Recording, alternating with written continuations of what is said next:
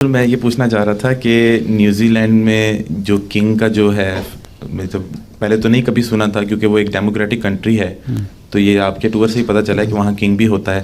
तो इसकी क्या मतलब? ट्रेडिशनल किंग है, डेमोक्रेटिक कंट्री तो है, वो लोग उसका हिस्सा हैं। उनके लोग जो हैं वो पार्लियामेंट के मेंबर भी हैं।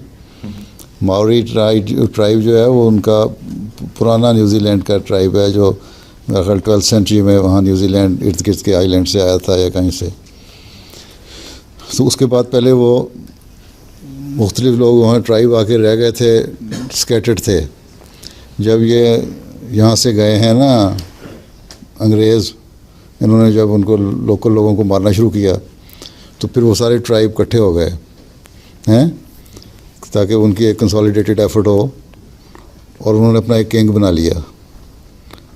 और उसको किंग उस वक्त से वो चल रहा है, यहाँ से 300-400 साल पहले से किंग। लेकिन उसके बाद फिर इन्होंने भी रियलाइज़ कर लिया, जो ये यहाँ से गए थे कॉलोनी बनाने वहाँ, कि इनके साथ दोस्ताना माहौल में रहें तो ज़्यादा बेहतर है।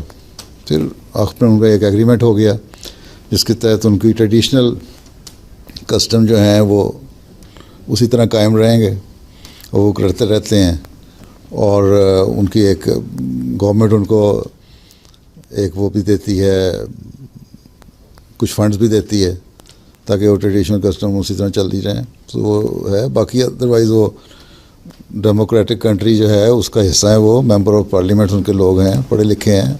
अब तो इतना मिक्सअप हो गए हैं आपस में, इनके आपस में शादियां वगैरह होके, तो बाज़ फैमिलियाँ ऐसी भी हैं जो मौरी और गोरे दोनों इकट्ठे ही हैं।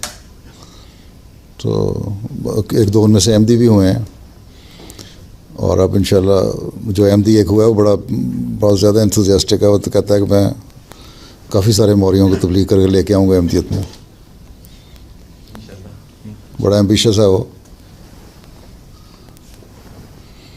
तो हजूर उनकी गवर्नमेंट में, मतलब अंडर गवर्नमेंट आते हैं वो ट्रेडिशनल गवर्नमेंट है उनकी। बाकी तो जो उनका सिस्टम है, एडमिनिस्ट्रेटिव सिस्टम गवर्नमेंट का जो है, या बाकी पॉलिटिकल सिस्टम है, उसके वो हिस्सा हैं, ताबेदार हैं। ठीक है, जज़ाकल्लाह।